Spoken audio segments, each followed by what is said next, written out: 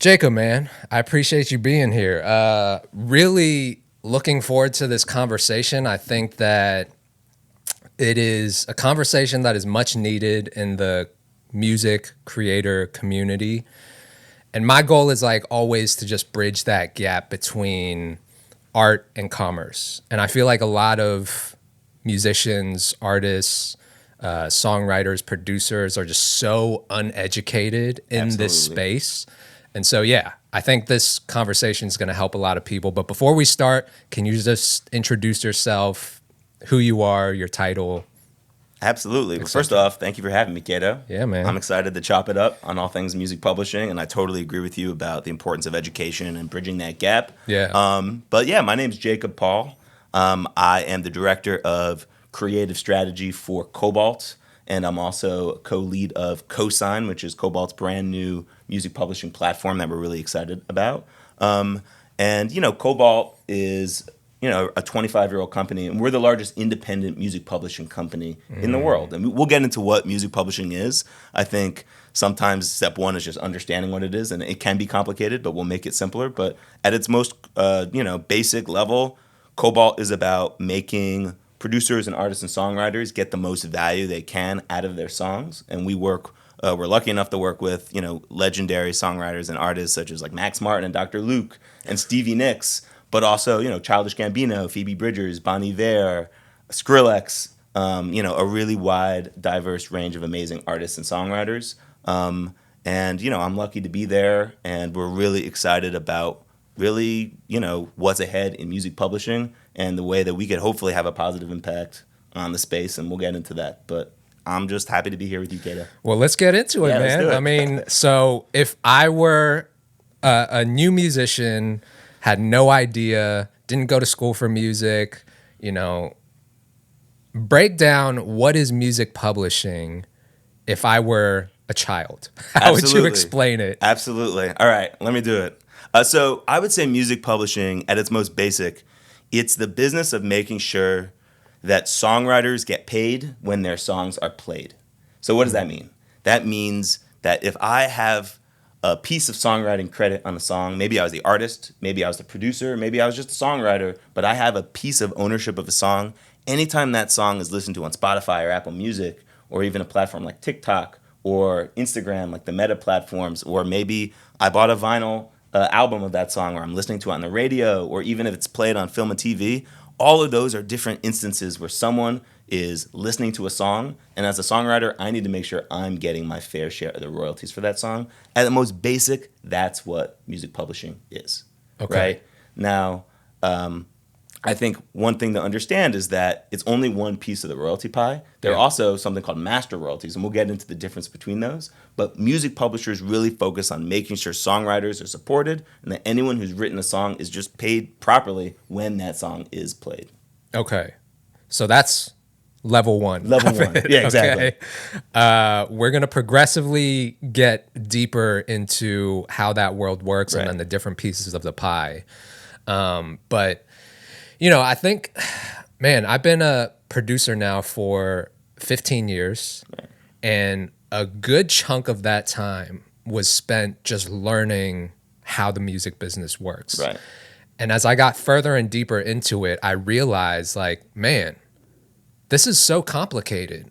Like why is the music business so fractured, and why are things set up, the way it is and kind of complicated?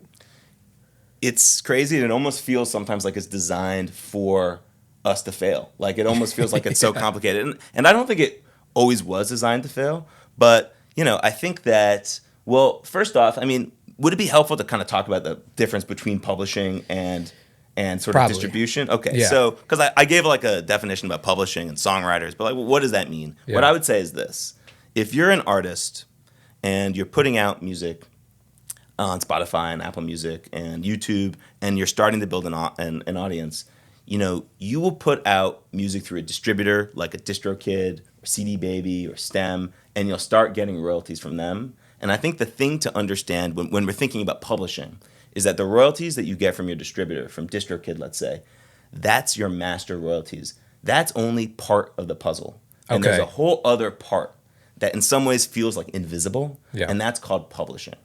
And whereas the master royalties that you get from your distributor, if you're an artist, that's tied to the recordings you make. The way I think about recordings, it's like the specific track I put together, the drums that I sequenced, the synths that I put on there, the vocals that I put on there. That's a specific recording. The song is the actual music and the lyrics. And you might collaborate on a song with multiple other people, and that's a whole other separate form of royalties.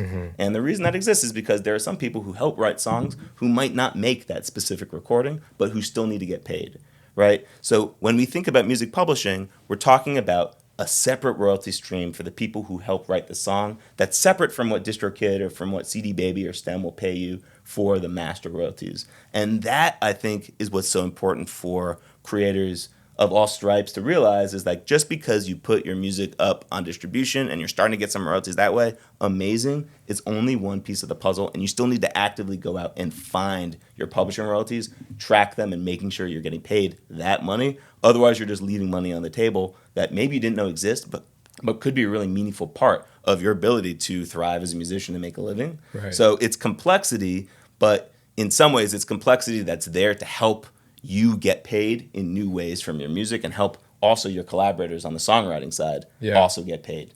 So I think the complicated part is like, there's not just one company or organization that collects everything for you. Right. Like you said, if you're with a distributor, that's one type of royalty on the master, on the sound recording. Right.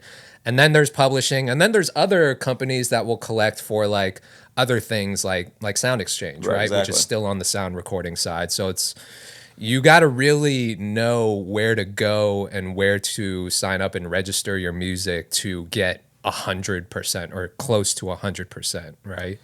I think that is a challenge. And I think on the publishing side, and first off, we can get into all the different parts of the publishing side and why it feels so complicated. I think the good news is, like, on the publishing side, this is why what we call global publishing admin companies exist, is because if you want to collect your publishing income, there are so many different individual streams of different types of publishing royalties, different collection societies where you need to register your song. But like, if you're a musician, you're a musician. Your job is to make music. Your job is to make the best art you can to grow your audience. And it shouldn't be to have to like understand how to register your song in 100 different places. Yeah. So, part of, and we'll get into what KOSIGN is, why we created it, why we think it's important, but at its most basic, what it is it's a single place to send your songs, so that on the publishing side, you're covered, right? So that we can make sure that you have a company who is going to register your share of the publishing at every collection society around the world, so that you're just not leaving money on the table.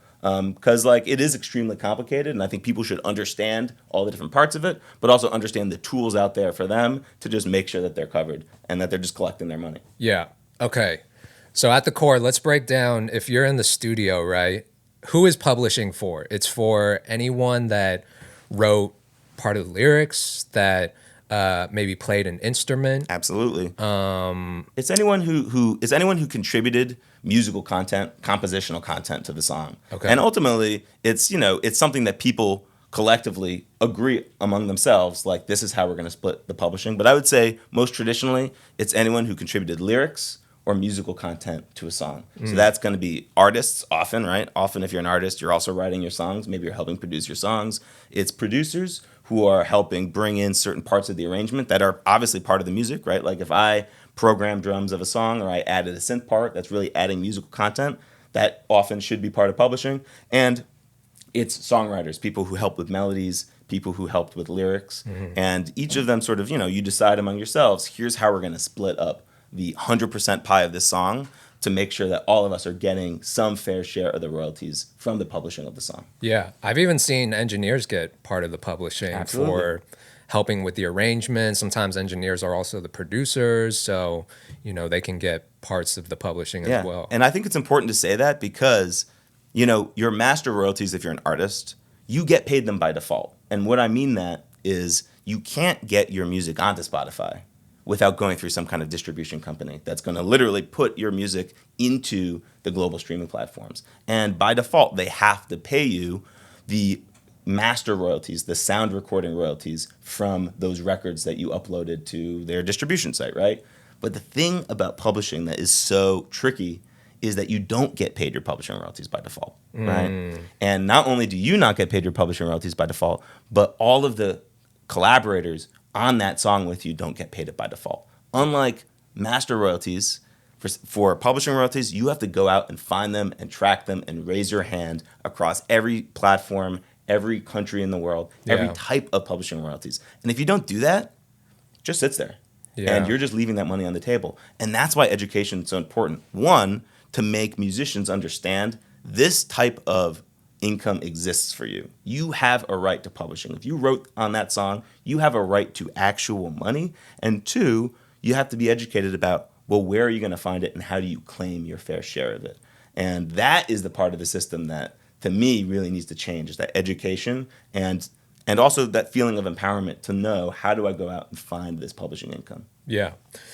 You did a really good job of breaking down to me kind of the history of publishing, right. And maybe that can help explain why parts of it are so complicated.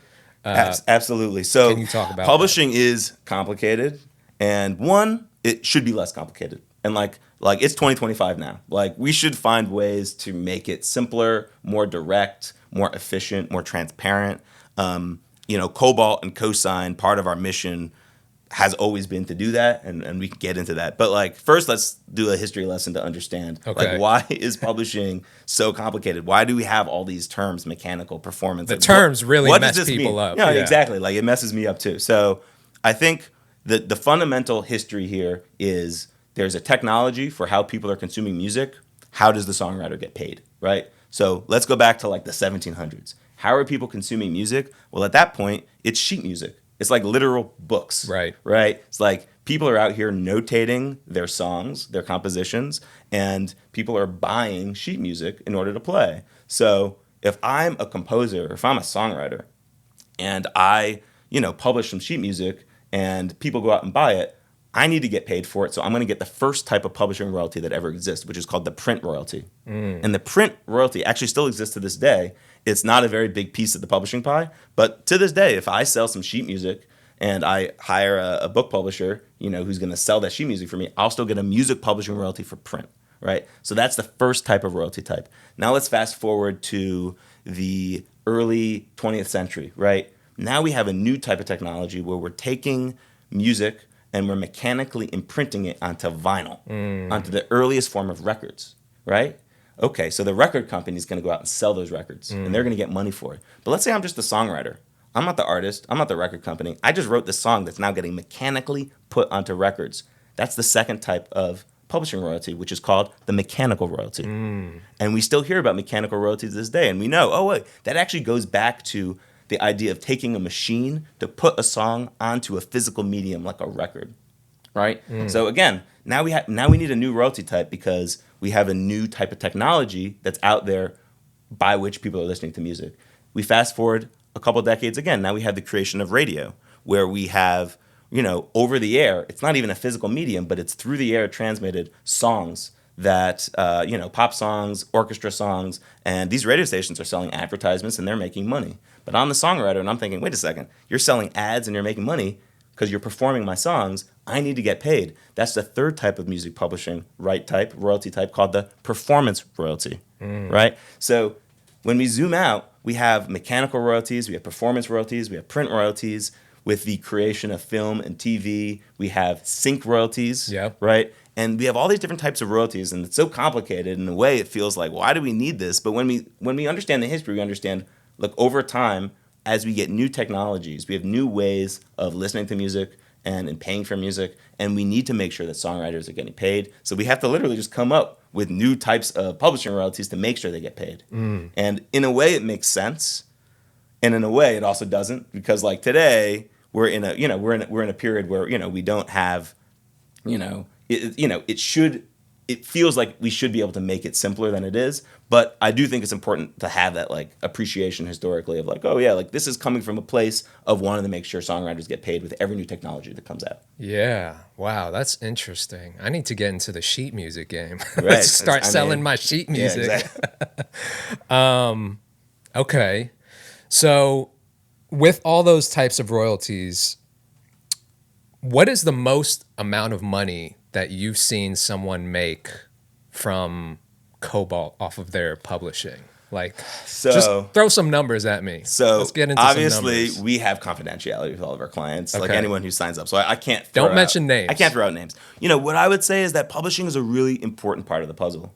And especially if you're a producer or if you're a songwriter and you're not really mainly an artist, but you're mainly helping others with their music, then it could be your most important part of the royalty puzzle. Right. And, you know, at Kobalt, we have really established songwriters and producers who are pulling, you know, easily over a 2 or 3 year period.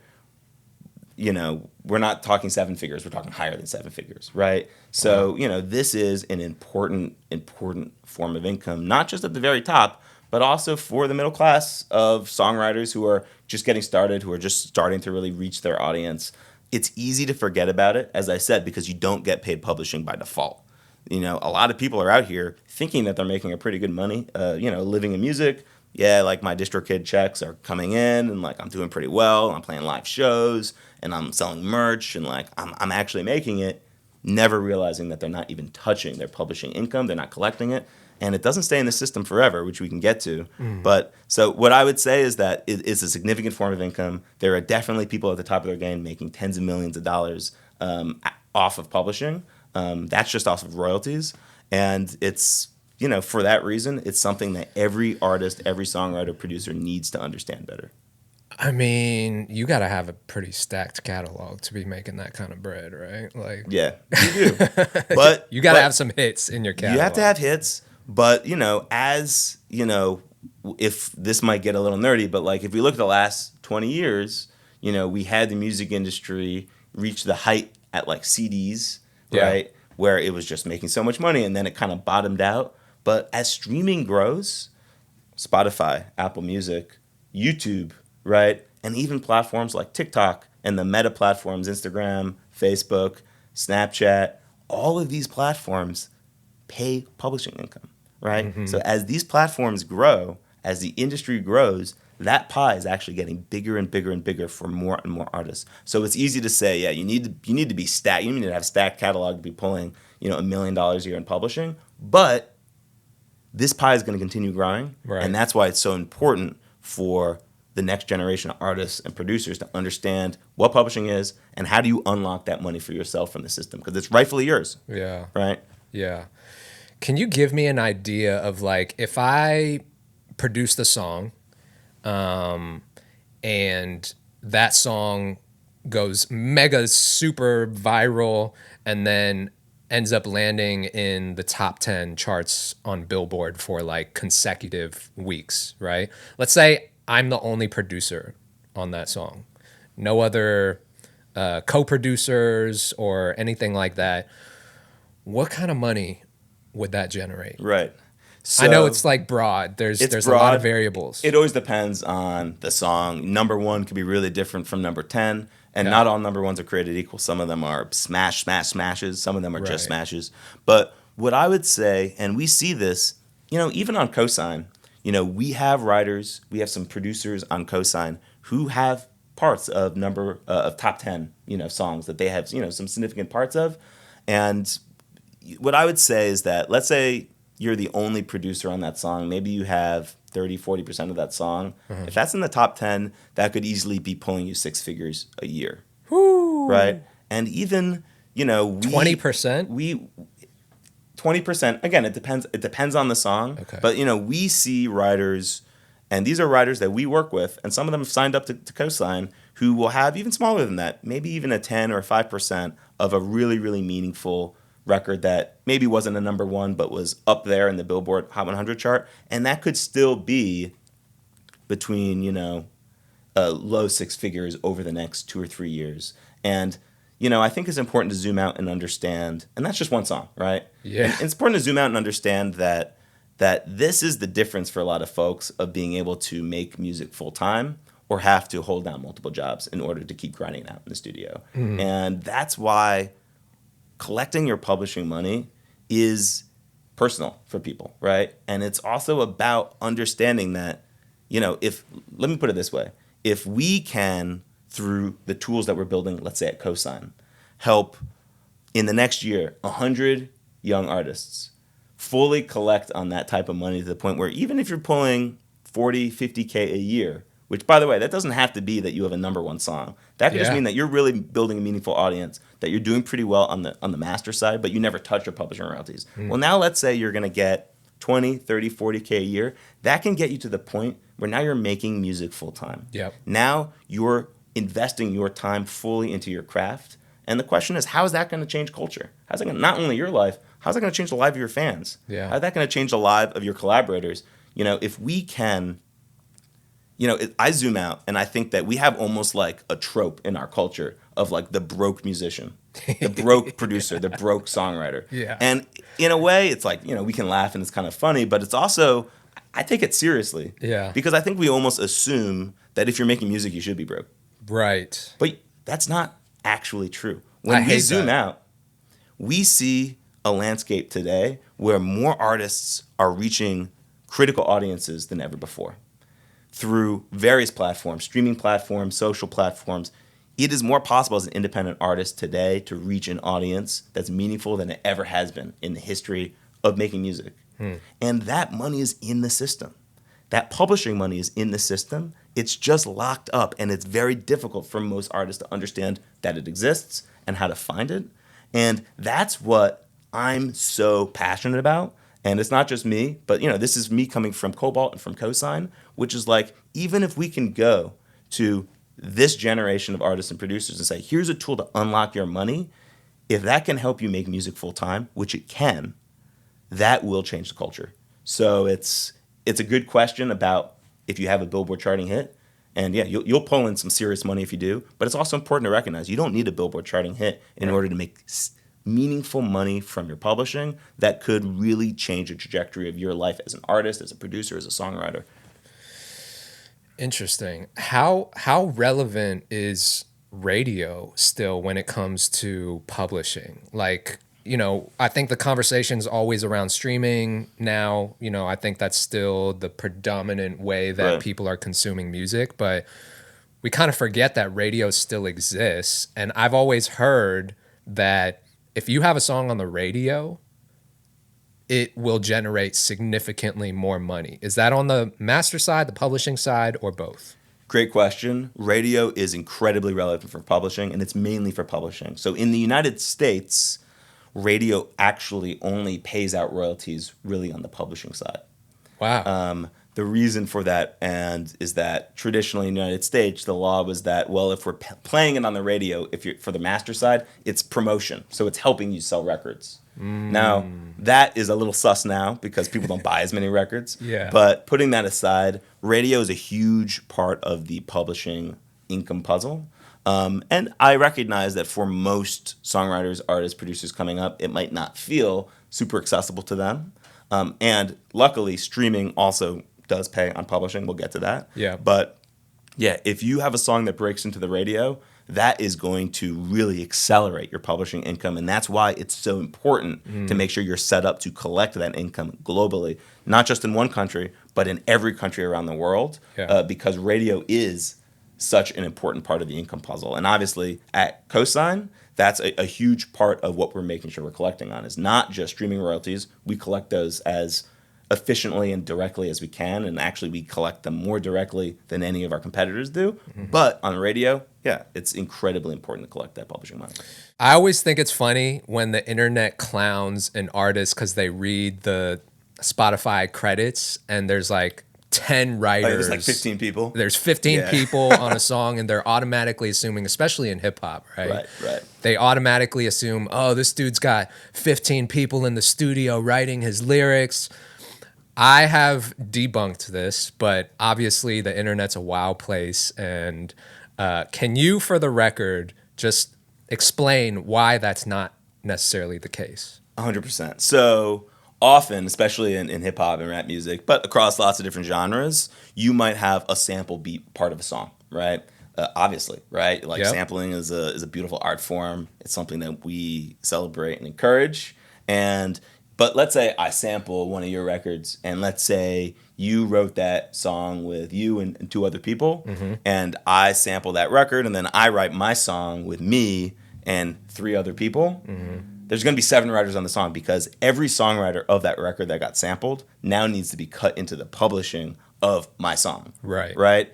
And they're all considered writers. And they're all considered songwriters. And that's why sometimes you'll be like, oh, wow, like Nile Rodgers worked with Future on this. Well, not necessarily directly, but maybe it sampled a song that Nile Rodgers, wrote. And, you could have a record that samples multiple songs, and all of the songwriters from the original samples are now going to be listed as songwriters on this new song, plus anyone new that we brought into the mix. So it doesn't necessarily mean that there is like an army of ghostwriters. It doesn't necessarily mean that you raised some old songwriters from the dead and found a way to collaborate with them.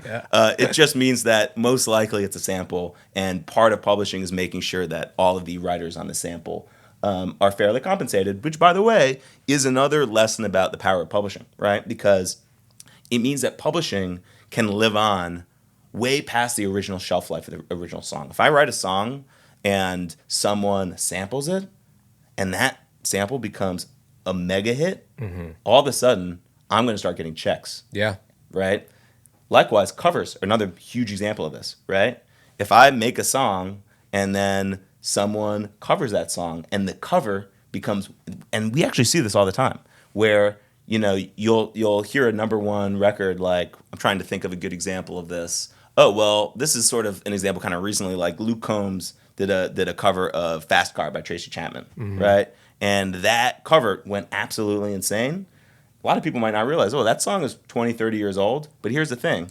The original songwriter of the song that's being covered is the one who gets the royalties from the cover. So Must be nice. Yeah, it's nice, right? And it's part of the understanding that songwriting, it's part of your legacy. Publishing is part of your legacy. Right. You never know what's going to happen to your music after you put it out into the world. And if you are properly collecting or publishing, then it means that if other people get inspired by that song and they cover it or they sample it, you're going to be making money on that song for a long, long, long time. Even after maybe your own individual record that you made is a little bit past the shelf life. So but in terms of like when you see 15 people, first off, teamwork makes the dream work. Yes, all right? So let's also agree. normalize, like, it's also okay to collaborate with a bunch of people to make a record. I think it should be more encouraged, for sure. First off, let's just say that because it's beautiful, look, to collaborate. Sometimes, when lots of people come together, they can make something incredible, and like that, I have no problem with that, for the record. Same. That said, a lot of the time, especially in dance and hip hop, like, it's probably just because of sample.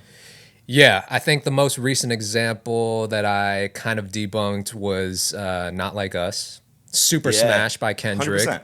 DJ Mustard obviously sampled a record. I can't remember the name off top, but Ray Charles was one of the original writers on that. And people looked at the credits and they were like, yo, Kendrick had Ray Charles in the studio, like, I hate writing to burst your his bubble. lyrics. Kendrick did not have Ray Charles in the studio.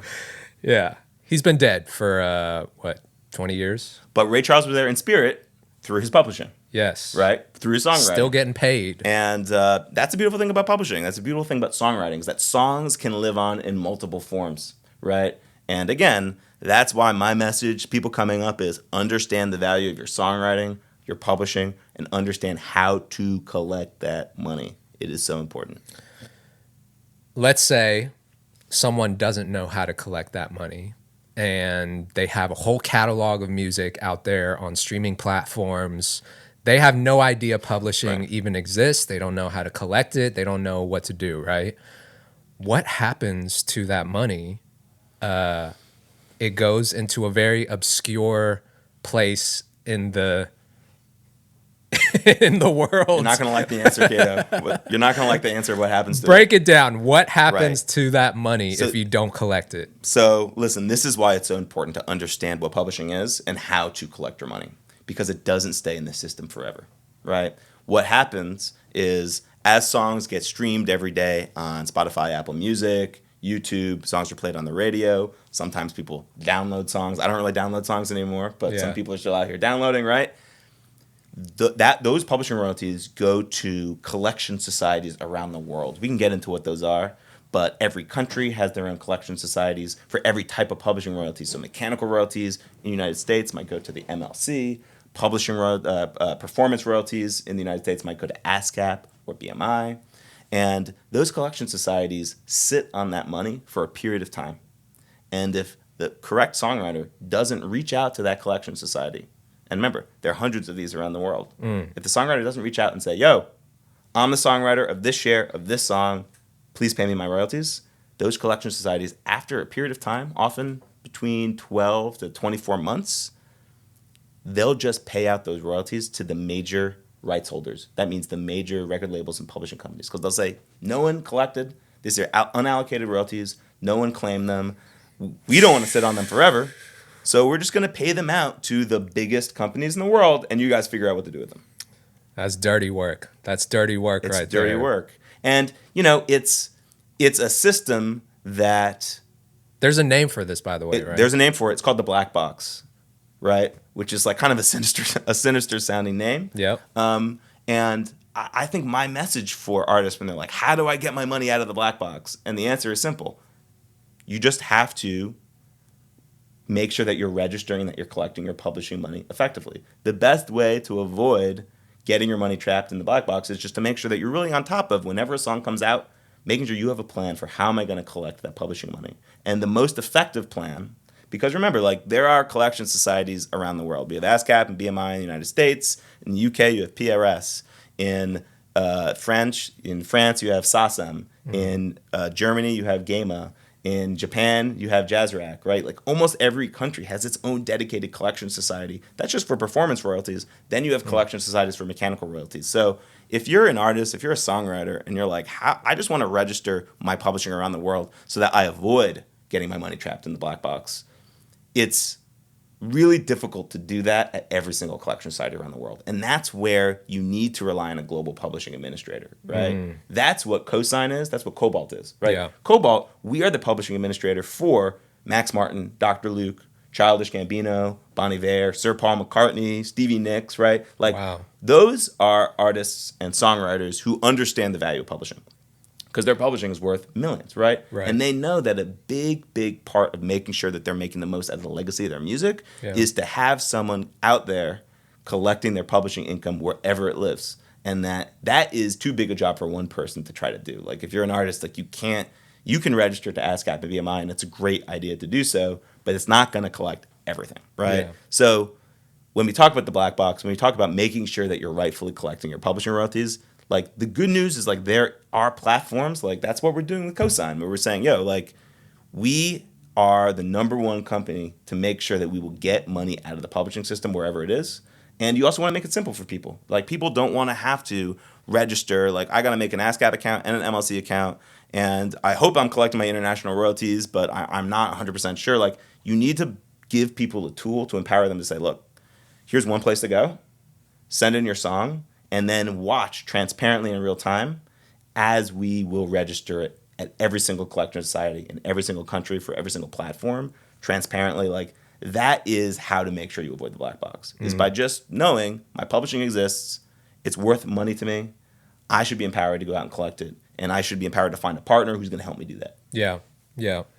Okay, I want to shift gears to talk about so I've been seeing recently there have been a lot of legacy artists like Bruce Springsteen and Michael Jackson who have been recently selling their catalogs for a huge amount of money. I don't know if this has already happened, but Michael Jackson or his estate is in the process of selling his catalog, I think, for like almost $1 billion, which is crazy. It's a lot of money. Do you think that it's first of all, who is buying these catalogs? And number two, do you think that it's a problem that their catalogs are being sold to non-musicians and investors and entities like that? So the end of your question sort of answers number one. You know, copyrights, whether they're publishing copyrights or even sound recordings masters, like they are creative work, they're the legacy of artists, and they're also assets that you have investment companies. Sometimes they're hedge funds, sometimes they're backed by private equity, sometimes they're just backed by the major record companies or publishing companies. You know, you can buy a song copyright as like a piece of paper the same way you would buy a stock or a bond, and the royalties that you get from that copyright, now you own them, right? And you definitely have investment companies out here who understand, like, look, we believe in the power of music. We think it's going to be a growing industry. So for them, it's just a financial decision that they want to buy it. And that sort of answers that question. Like, you definitely have big investment companies in this space. I think that my answer about is it a good thing or is it a bad thing? I think that the bad thing is if artists and songwriters who wrote the songs never had a chance to realize the fruits of their labor because they didn't understand the value of their ownership.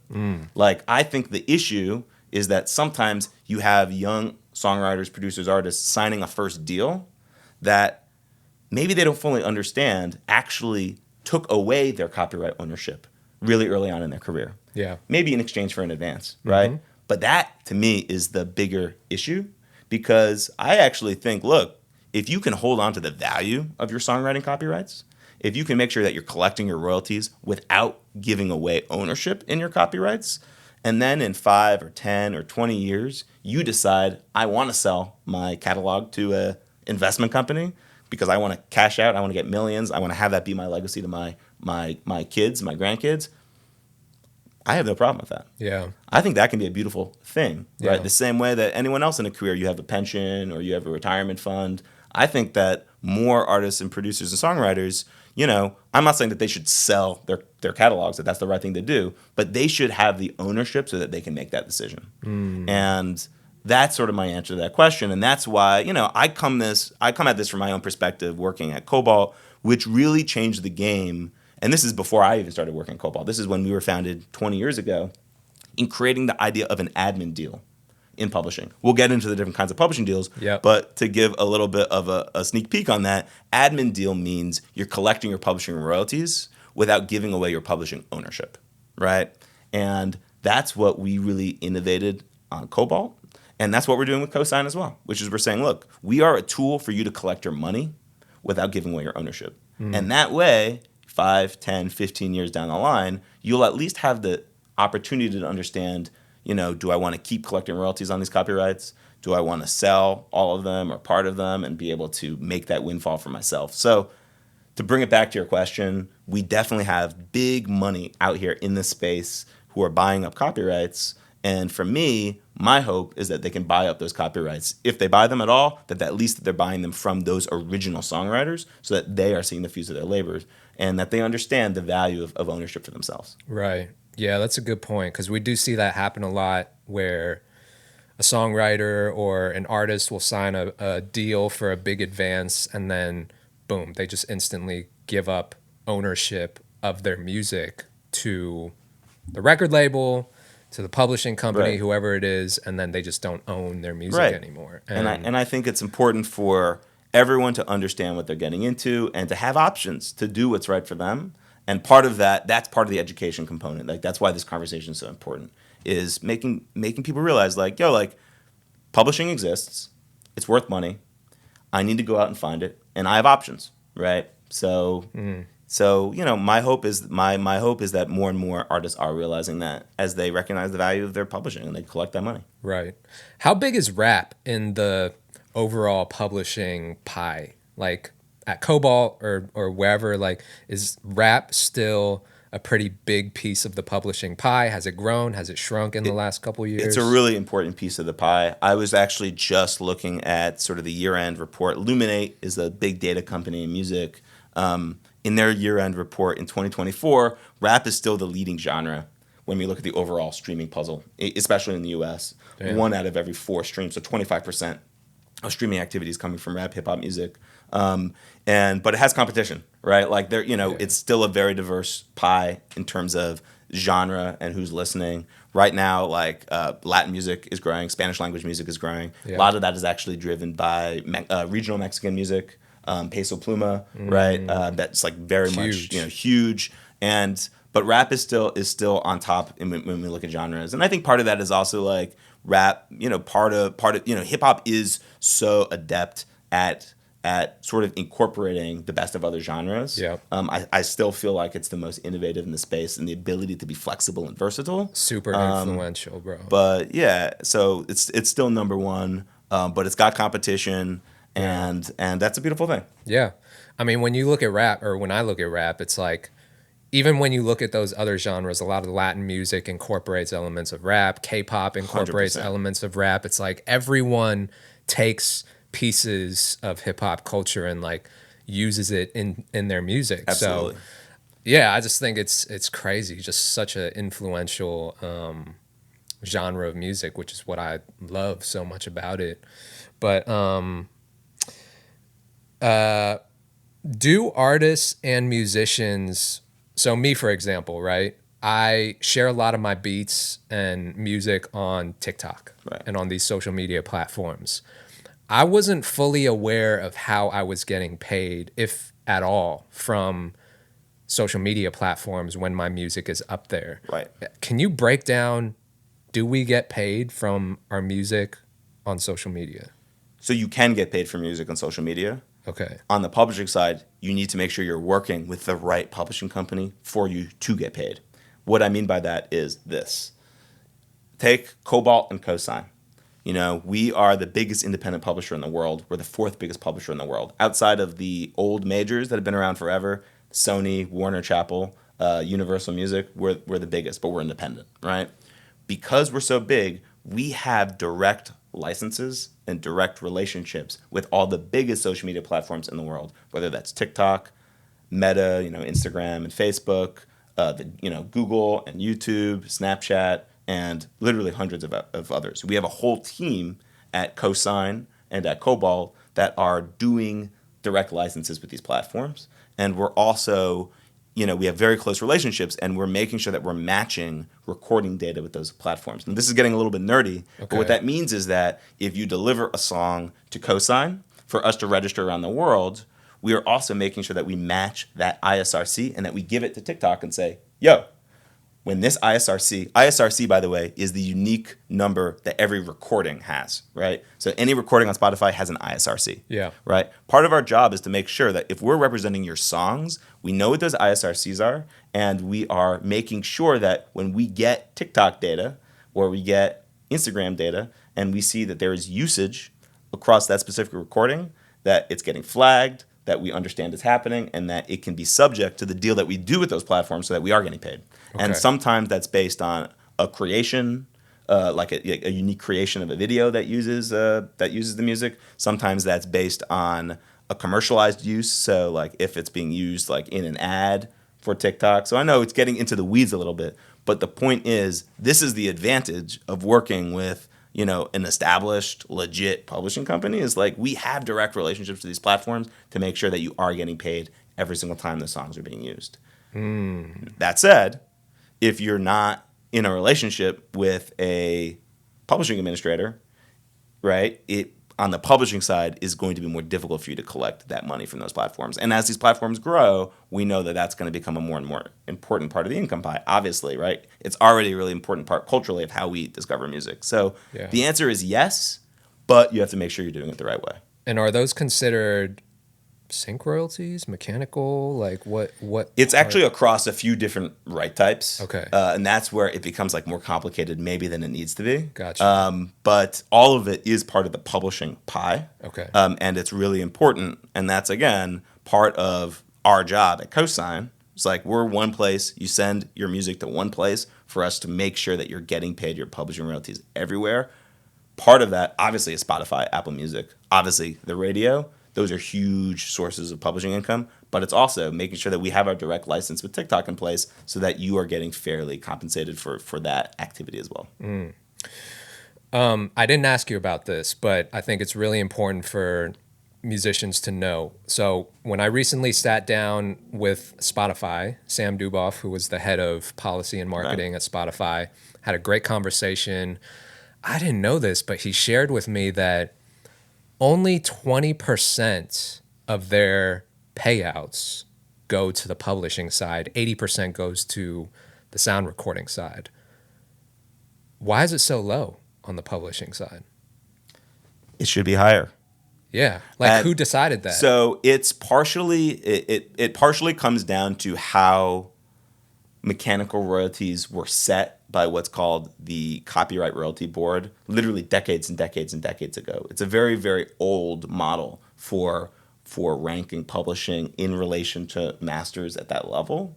And it's something that, like, something I'm proud of is that at KOSIGN, we're part of Kobalt, and we are a big seat at the table in negotiations with Spotify along with the whole publishing income to raise that level. Yeah. Because really, first off, it's important to understand that even at that level, there are hundreds of millions of dollars that are getting paid out. Sure. And billions of dollars are getting paid out in publishing every year. And we feel like about $1 billion of that still remains unclaimed, right?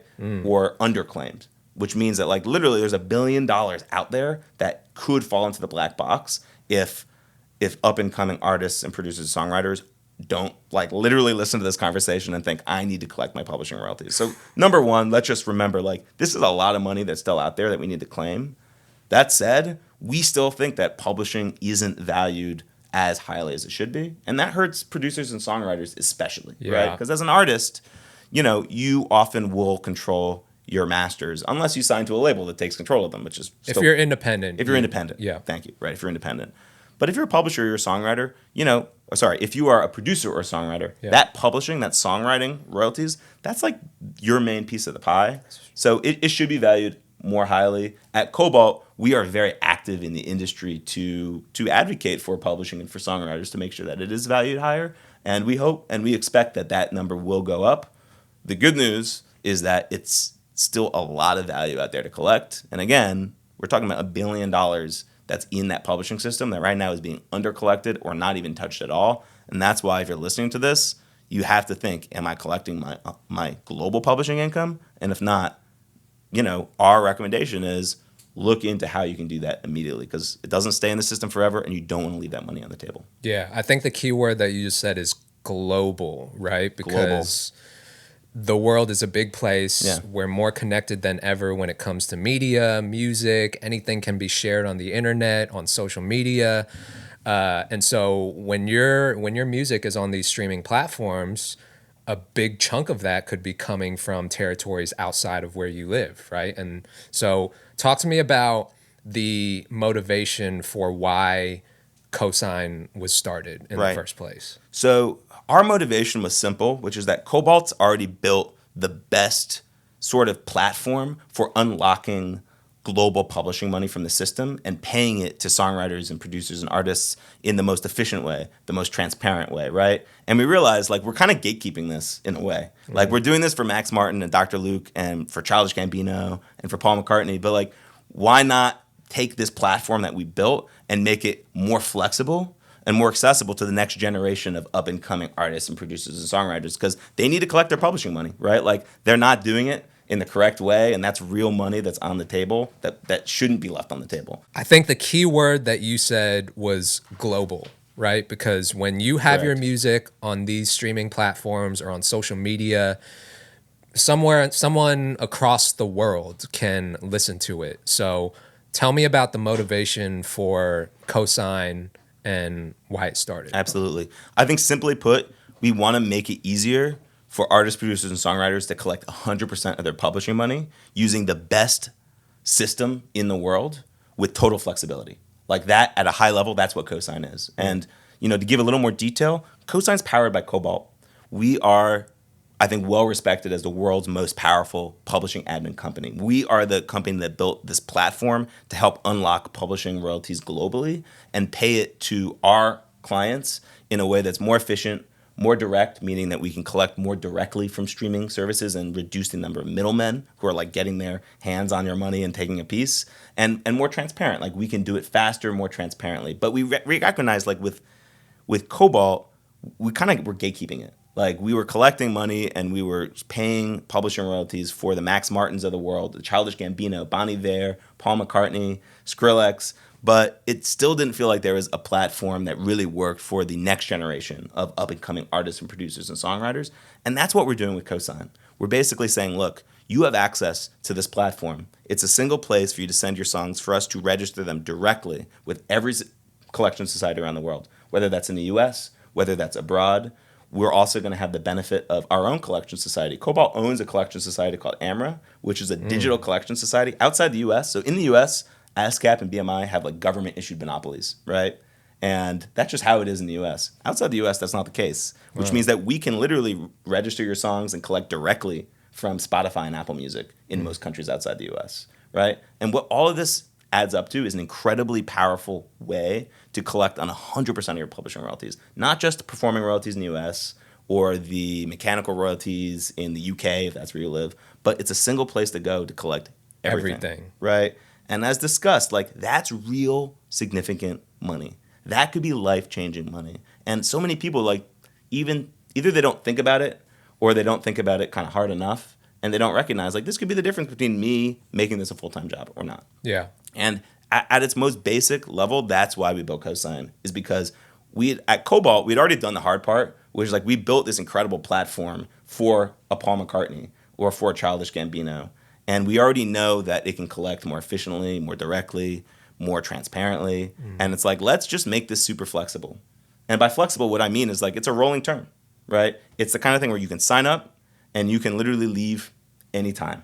And there's no, I'm going to drop another technical term on you, there's no retention period, meaning that there's no limitation for you moving your catalog somewhere else if you want to use KOSIGN to collect your money for, let's say, a year or two, but down the road you want to sign a full publishing deal with someone. We can get into what a full publishing deal means. Yep. But the idea from our perspective is, like, let's build a tool to collect your money. Let's make it as flexible as possible, because, like, it's a crisis. Like, $1 billion in uncollected publishing income, like, insane. We actually take that personally. Like, that is a crisis. That's hurting our culture because it's hurting our creators. Yeah. Right? And it's literally your money. You should have the tool to collect it. And that is our goal with KOSIGN, is to just give people a better tool to collect their publishing money with full transparency, to understand that, like, here's what's going on and I have control over it.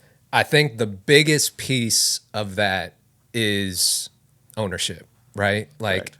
What KOSIGN does is just collections, global collections, but the artist, songwriter, producer still owns their music, right? Ownership and control, right? You deserve the right to collect your publishing money around the world from every single collection society, from every single platform in every single country, without having to sign away your ownership. Yeah. And I think historically in the publishing game, that's always been the trade-off, which is like, okay, we can get you into the game. I'm saying this as a traditional publisher, but we're going to take a piece of the ownership. Yeah. And that model doesn't have to be that way.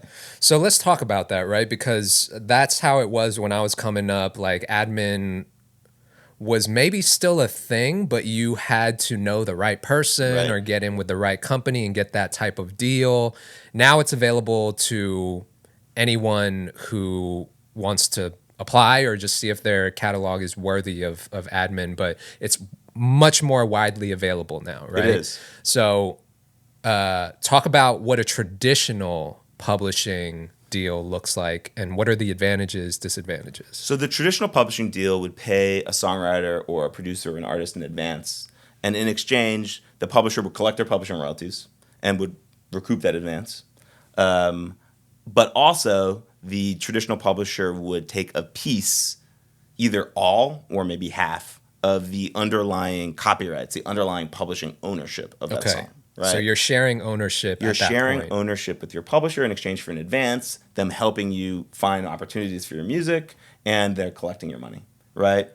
With the admin framework, what we're doing is we're saying we're not going to take ownership of your songs, but we're still going to help you collect your royalties. And in fact, at Kobalt and at KOSIGN, we're going to build systems to actually help you collect your royalties in an even more sophisticated, efficient way, right? We're going to build a better platform that can show you in real time what's happening with your royalties. Like, you should be able to log in to your publisher account and see every single song that you deliver to them, and also what's the registration status of all those songs. And people listening to this might be like, well, what does that mean? What that means is this. If you send a song to KOSIGN, first off, it's going to the Kobalt admin team to register. Those are the same group of people who are registering songs for Paul McCartney, for Stevie Nicks, for Skrillex, for Dr. Luke, for Childish, right? But you should also be able to see transparently what's the status of that registration. At ASCAP, at PRS, that's the UK Performing Collection Society, right? There are hundreds of territories, and there are dozens and dozens of collection societies, and like, you should be able to see transparently what's going on. 100%. Right? Here's the thing, that if you were to go to 99% of publishing companies and you were to say, can you please give me a report of my registration status? You would be lucky if they ever gave it to you, and it would be very difficult to get that information. Yeah. And that's where we're trying to rethink things and saying, like, look, you should just be able to see that in real time. We have that information. Let's give that to our clients, our songwriters. Let's just make that available. So it's about a one place to go to send in your songs, to see what's going on with your songs in real time, to see your earnings in real time, and to just get paid with the flexibility to evolve that setup anytime. Because, like, what we're not trying to do with KOSIGN is lock people into a long-term deal. Because I recognize, like, as much as we talk about admin deals and ownership, down the line, a songwriter or an artist or producer might decide to do a traditional publishing deal. Right. And I'm not here to tell people, like, that's wrong or that's right. Like, I just want to create options for people to, one, be educated, two, get paid, and three, just have control over their careers and have all the options in front of them. Yeah. Right? And that's really the goal of what we're trying to do. And I think an important piece of that puzzle is ownership and control. Right. Right. I want to make sure that we talk about this, but I'm big on action items, right? Like, what are the steps that an artist, producer, or songwriter who is not collecting their publishing right now need to take in order to collect all of it? Like, how do they get that? The beauty here is the fastest way to collect all of it, and not only the fastest, like the one way to actually collect all of it is to work with a global admin. Okay. I can tell you why I think KOSIGN is the best option. Yeah. And I should also say, KOSIGN is a selective platform. Yeah. We don't accept everyone. And the reason why we don't is because comprehensive global music publishing is comprehensive. And it actually, like, we put a lot of resource behind making sure that we are registering your songs everywhere, that we're collecting everywhere, that if there's a dispute in a certain territory that's maybe causing a hiccup with your ability to collect that money, that our society relations team is picking up the phone and is making sure that dispute is resolved, right? So we are a selective platform, but if you want to collect all of your money, I can honestly say that there is no better platform to do it than KOSIGN, because we're just built on the best infrastructure for collections in the industry. And the action item is this. The action item is find a publishing administrator. And, KOSIGN is a great option for people. And by the way, you can apply to KOSIGN in a way that takes 2 or 3 minutes. Like, you go to kosignmusic.com, you fill out an application where you send us some Spotify links, to your catalog, and very quickly we can understand if you're the right fit. But once you find a publishing administrator, and then the second most important step is just submitting your songs. And within that, what you need to do is you just need to understand, here are my songs, here's my catalog, here's my publishing share, here are my co-writers and their shares. So what I would say is, for step one, every time you make a piece of music that you're releasing, understand what the split sheet is. Understand who are my collaborators on this that have publishing credit, what are all of our publishing percentages of the song, and by the way, you should make sure that adds up to 100%. Seems obvious, but if it doesn't add up to 100%, it's big. It happens more than you think. And if you try to send a registration to a collection society and it doesn't equal 100%, they're just going to send it back to you. They're going to be like, this doesn't equal 100. Got it. So one is you want to be really upfront with your collaborators when you finish the song, when you're putting it out. Here's what our pieces of the publishing are. Step two, find a global publishing administrator. Whether that's KOSIGN, if you can get into KOSIGN, we feel like we're the premium, the cream of the crop. Yeah. But even if you can't get into KOSIGN, you want to find a publishing administrator and then deliver those songs and those splits, those percentages, to your publishing administrator for them to register everywhere. Okay. I think a lot of people are going to say, well, what about my PRO, right? Like, what about ASCAP and BMI? Yeah. What I'll say is ASCAP and BMI, super important. The only issue there is that those organizations register a single type of royalty. They collect a single type of royalty, which is, in this case, for ASCAP or BMI, performance royalties. Yep. And they register directly and collect directly in one country, which is the United States. And while they have sometimes what's called reciprocal agreements with other countries to collect some royalties from those other PROs, those are the collection societies in other countries, each of those PROs are going to take their own share out of the royalties, and it's not going to cover the global picture. So what I would say is that it's great to be registered at ASCAP or BMI.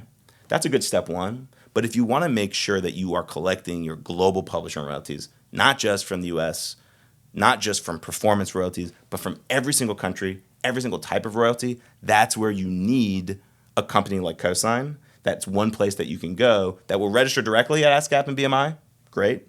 but also will register that song in 200 countries around the world, right, across every single type of royalty. Right. And it's really important because we live in a global world where, like, you know, audiences are global. Like, I could be an artist who's popping off or a producer whose catalog is popping off, and the US might still just be 30 or 40% of my total streaming picture. And, like, you would never show up to your job and say, I just want to get paid 30% of my paycheck. Like, that, you know, I wouldn't want to do that. Yeah. You would want to get paid 100%. Yeah. And the way to do that is by having a global publishing admin who is registering everywhere. And that is our global KOSIGN. It's to help people get paid 100% of their publishing royalties so that, by the way, maybe they can quit that job, right? Again, this is real money in the system. This isn't just like tips. Publishing is not tips, right? Publishing is an important piece of the income pie. There is up to $1 billion right now that we feel is being undercollected in publishing. And if we can have 1,000 people through KOSIGN in a simple way that's flexible, that's transparent, that they control, collect that extra money, that could be the difference between them not getting to do music full time and not getting to ever sort of see how they can invest in their dream that way and doing it full time. And again, it's a dollars and cents thing. It's a royalty thing, but it's about culture, right? Like, when you can invest in your craft full time, when you can make a comfortable living off your music, that's what's going to let you invest to the next level. And it feels so out of reach for people. And what we're saying is that if you can really value your publishing, you can get closer to that goal. Mm-hmm. And there's just no reason why you should be leaving this money on the table. And like, we take it very, very personally that artists should have the ability to fully recognize the value of their publishing while keeping ownership and control of their publishing. As someone that works in this world and that is very familiar with how deals are structured, what is your take on advances? Do you think that advances are worth the trade-off for what you give up in advance? Is it situational? Like, what's your take? The first thing to understand about advances, and this isn't saying that they're good or bad, but is that they're always a loan, right? Meaning that it's always money that you're going to be paid by either a record label or a publishing company. That some people hate when I say this, by the way, when I compare it to a high interest loan. Especially, I feel like lawyers really dispute this. Well, there are differences between a literal traditional loan. Correct. But, and you know, with an advance, for example, if you're unrecouped, most of the time, unless you have a very, very predatory deal, which would be rare, but most of the time you don't have to pay it back. Correct. However, if you never recoup that advance, you're probably going to be stuck in that deal for a long time, right? And you're never going to really get your royalties because you're still unrecouped. Right. And that's the thing to understand is, like, people are paying advances, and at the very least, they're getting a higher royalty rate, they being the company who's paying the advance. Yeah. And the advance is going to keep you in that deal, locked in for a period of time, at least until you recoup the advance. But most of the time, or a lot of the time when you're getting paid advances, they often come with, and this is where you really need to pay attention to the contract you're signing, they also come with transferring ownership either of your master or your publishing to that company you're signing to. And that's where, when we talked about, you know, is it good that people can sell, that artists can sell their catalog? Is it good that private equity companies are buying catalogs? That's my position here, which is like, what's important is for artists and producers and songwriters to at least have the option to maintain that ownership. So that when it's time to sell, they're the ones who are selling. And that first advance, if it also comes with you transferring ownership of your catalog, then that basically is, you basically did just sell. Yeah. For that first advance. So unless it reverts back to you. Right? After a certain period of time. What I would say is that not taking advances, you know, the nice thing there is that you're always going to make in the long run, if you recoup that advance, more bread, right? Because you're not going to have that higher rate, you're not going to get locked in, and you're going to have flexibility to do what you want down the line without having to answer to that first deal you signed. So, you know, for KOSIGN, our philosophy is this. KOSIGN isn't an advance platform. We don't pay advances. But what we do is that we make sure that we can collect our publishing royalty as comprehensively and as effectively, efficiently, and quickly as we can, so that you can start getting the ball rolling on just collecting your global publishing income, which we believe is actually a very sort of meaningful part of the royalty puzzle. Mm-hmm. And that way, you have options. So if you want to sign up to KOSIGN, start delivering your songs to KOSIGN, and every time you put out a new song, you deliver it to KOSIGN, and you start building up this royalty picture, right? You have full transparency. You can see your money coming in from real time. You can see your registration picture as each of your registrations come online for every song. And it means you have options. Like some people are going to stay on KOSIGN for years and years and years because for them, they just want ownership, they want flexibility, and they want to get paid every quarter. They just want to get paid their publishing royalties. They don't need an advance. Some people might decide a year or two in, you know what, I want an advance, but you're going to get a higher advance because you've already established a track record, and you're going to have the ability to sign that advance deal anytime because KOSIGN, unlike many other platforms, has a flexible rolling deal, right? Like we're not trying to do a gotcha where, oh, minimum year long term, or you know what, you signed up and it's a 3-year deal. Again, there's nothing wrong with a 3-year publishing deal, but our idea with KOSIGN is to just make things as flexible as we can so that people can start collecting their publishing money while keeping their options open. I have another perspective on advances and why I don't think it's a good idea, aside from the fact of what you just said, where you might transfer your ownership. I get it, right? Like they kind of dangle the bait in front of you. They're like, sign this, $1 million contract and we'll give you this money up front, which could, for a lot of artists or songwriters, be a life-changing amount of money, right?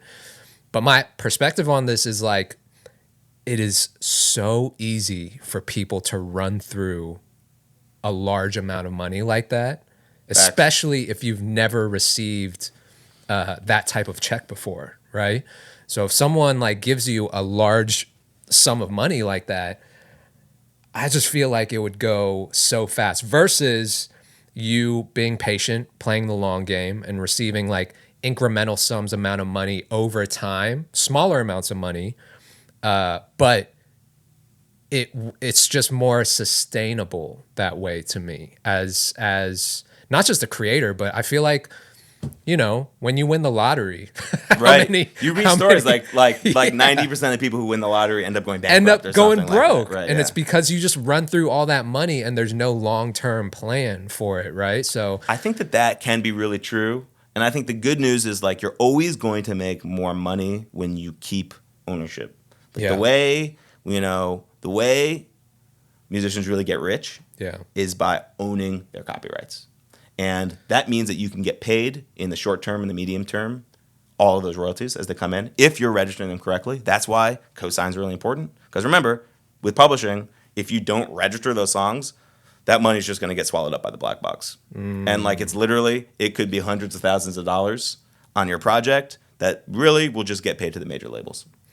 So step one is keep ownership and register your songs. And the best way to do that is by something like KOSIGN, right? Where we register songs for Childish Gambino. We register songs for Paul McCartney. Those guys are not playing. Right? Yeah. They're not playing with their publishing. They understand the value of publishing. That is a big part of how they build a legacy as musicians. And I think if you're coming up, you need to look at what are the greatest artists in the world doing, the ones who are smart and who really, really understand their value. Step one, like that's why we built KOSIGN, right? Like that's why we said we're going to take this platform that is being used to collect publishing royalties for the most iconic songwriters in the world. We're going to make it really, really flexible for the next generation, right? Step one is like sign up, deliver those songs, and then collect those royalties. And that way down the line, if you choose to take an advance, you're doing so from a position of knowledge and of empowerment, right? Because, and you might disagree. You might say advances, you should really never take them. And I respect that position too. But I think the first thing you should do is start turning on the tap to get paid. And that is what's going to create more value for you in the long run. Well, man, Jacob, I called it at the beginning of this interview. I knew that it was going to be super, super. I mean, we probably got 1,000 clips from this interview, but absolutely. I appreciate you being here, man, and just,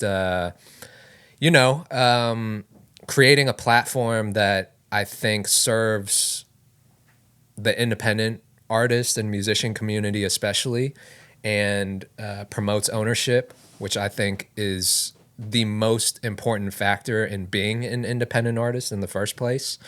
So, you guys are doing great work, and thank you for making the platform available to us. And where can people go to check you guys out? Thank you, Kato. Thank you for making your platform available to us. For sure. We really genuinely are focused on building the best royalty collection platform that we can for publishing and doing it at the highest level. People can check us out. KOSIGN, so that's KOSIGN, KOSIGN, KOSIGNmusic.com. You can follow us at socials at KOSIGN Music. And, I think that the parting words I would give is that publishing money is real money that you should be collecting. And if you're not, then you're really just leaving money on the table. And what we're trying to do with KOSIGN is simply build the world's best publishing collection platform. In a way, we've already done that with Kobalt. We're already building the platform that is collecting money more efficiently and transparently for the Max Martins of the world, the Dr. Lukes, the Childish Gambinos, the Karol G's, the Stevie Nickses. And what we want to do is realize, let's not gatekeep this anymore. Let's make this platform available to the next generation, and let's make it just as simple to use and as flexible as possible. So what I would say is check out KOSIGN Music. You can read our materials there. You can always, follow us, stay in touch with us, and just apply. Our application takes literally 3 or 4 minutes. Yeah. We are selective, and we're looking for songwriters, producers, and artists that are at the right level for us to really almost give them the keys to the Mercedes, right? It's this is the best platform that you can possibly use to collect this money. We're going to give you the key, and you can drive as long as you want. It's flexible, and I would say is if you apply the first time you don't get in, keep working on your craft, keep building your audience. It's not a rejection forever. We want to open our doors to the people who are ready for us to really, really apply a high level of resource to. And by the way, it doesn't cost anything to apply. Right? It doesn't cost anything to apply. Yeah. And again, if you don't get in the first time, keep trying. Keep trying. Yeah. But we are ready to open our doors to really unlock $1 billion of uncollected publishing income and get it in the hands of the next generation of songwriters. That will change culture. That will change the lives of the artists that we work with. And I'm so grateful to get to talk to you, Kato. And we're just genuinely excited to build the best tool that we can for the next generation of people who want to collect their publishing money. I love it. I support it. Thanks for being here, bro. I know you got a flight to catch. Thank you for having me. Nah, I could do it for another hour, man. We'll do it again soon, hopefully. Cool. Sounds good. All right. Appreciate it, man. I appreciate you. Yeah.